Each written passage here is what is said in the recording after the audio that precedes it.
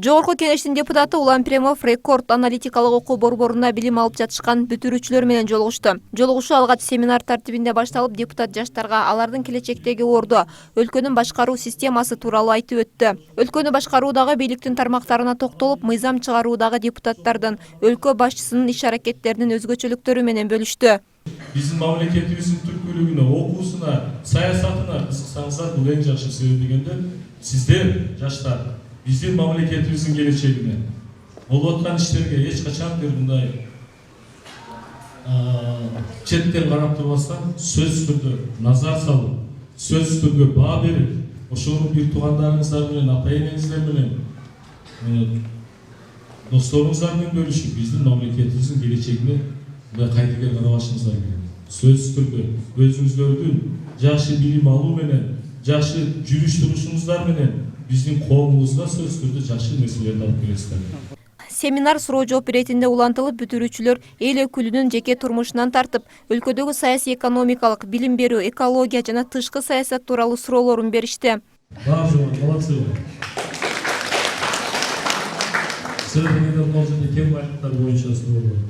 Кыргызстандын келечеги, биздин тышкы карыз, экология маселелери көтөрүп атасыздар. Чындыгында аябай сиздер менен сүйүнүп отурам. Биздин уланыңыздар ушундай биздин мамлекетибиздин келечегине кайдыгер карабай турган ушундай жаш уланыңыздарыбыз бар экен. Эми кем байлыктар боюнча айтатын болсок, биздин мамлекетибиз кем байлыкка аябай мамлекет. Мына Кумторду өзүңүздөр билесиздер, билесиздерби? Кумтор жылына канча алтын чыгарат? Билесиздерби? Кумтор жылына 21 тоннадан 26 тоннага чейин алтын чыгарат. Биздин мамлекетибиздеги эң чоң золоторудный месторождение болуп эсептелет. Бүгүн ал жерде Сентера Голд деп канадалык ишкерлер иштеп, бүгүнкү ошол аркылуу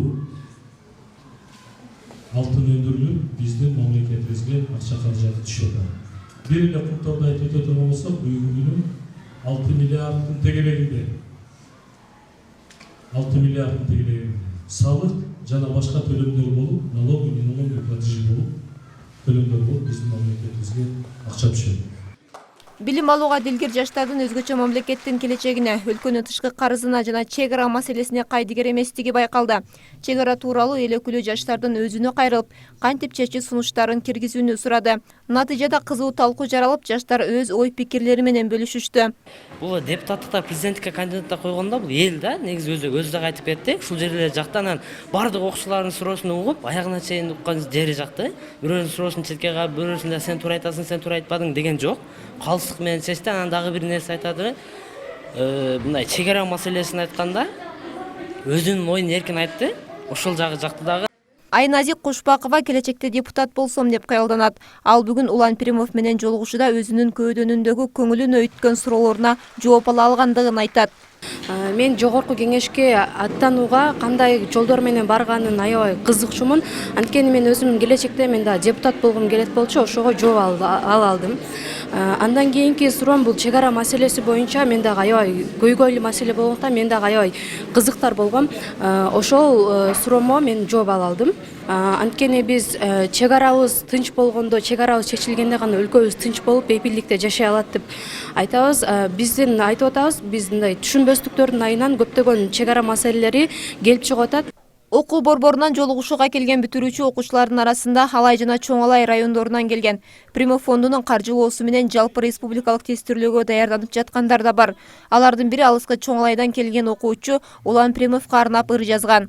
Мекен үчүн жанды берер азамат Огон агай, сиз болосуз башчысы. Келечекти алга сүрөп тулпардай сиз кыргыздын бекем саттоо камчысы. Эл үчүн тоону курар азамат эмгек билим мээнет менен кургансыз. Кыргыз элдин бактысына жаралган сиз сыймыктуу, мыкты жигит улансыз. Жолугушуунун соңунда эл өкүлү активдүүлүгүн көрсөтүп, көйгөйлүү маселелерди көтөрүп суроо берген окуучуларга белек тапшырды.